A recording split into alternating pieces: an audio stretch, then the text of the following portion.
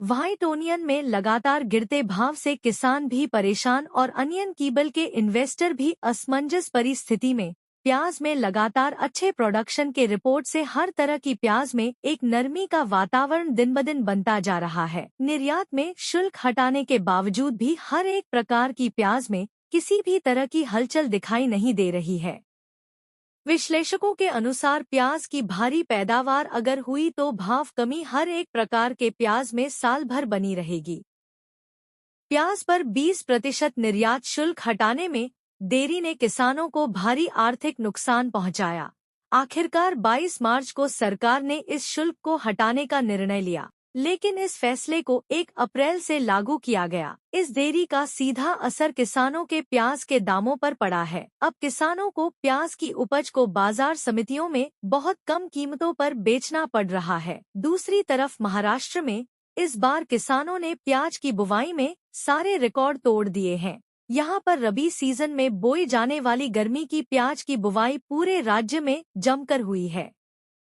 कृषि विभाग की रिपोर्ट के अनुसार रबी सीजन में बोए जाने वाले प्याज का औसत क्षेत्र राज्य में करीब 4.5 लाख हेक्टेयर है, लेकिन इस बार यह बढ़कर 6.51 लाख हेक्टेयर पर पहुंच गया है। इस बार किसानों ने रबी के प्याज की फसल को काफी तवज्जो दी है और पुरानी सभी परंपराओं को तोड़ दिया है। नासिक डिवीजन में इसकी खेती सबसे ज्यादा हुई है। उसके बाद दूसरे नंबर पर पुणे का नंबर है और फिर तीसरे नंबर पर छत्रपति संभाजी नगर डिवीजन का नंबर आता है।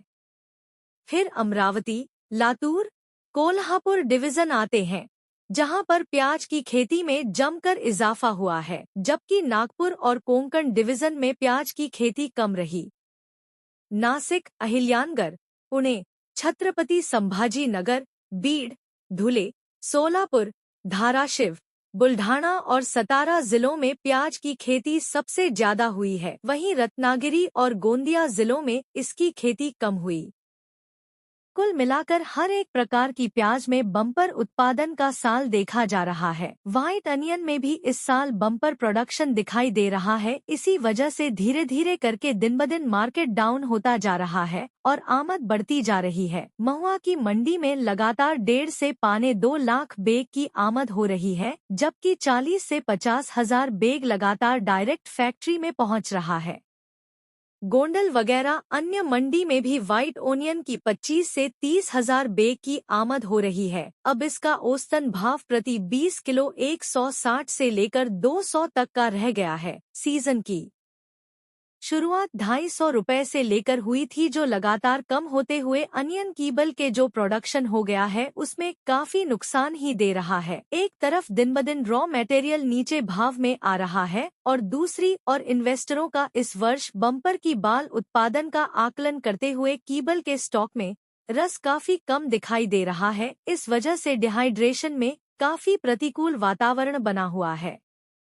यह जो प्रतिकूल वातावरण बन रहा है और इन्वेस्टर का रुझान डिहाइड्रेशन में कम होता जा रहा है, इस वजह से अब मार्केट में लिक्विडिटी की कमी की वजह से अनियन में और भाव में कमी दिख सकती है। पिछले वर्षों के खराब अनुभव के चलते इन्वेस्टर अब केवल में लिक्विडिटी डालना पसंद नहीं कर रहा है, जिस वजह से आगे जाकर और प्रतिकूल वातावरण बनता हुआ दिखाई दे रहा है। दूसरी ओर कीबल में चीन से लगातार निर्यात में इस साल चैलेंज मिलती हुई दिखाई दे रही है।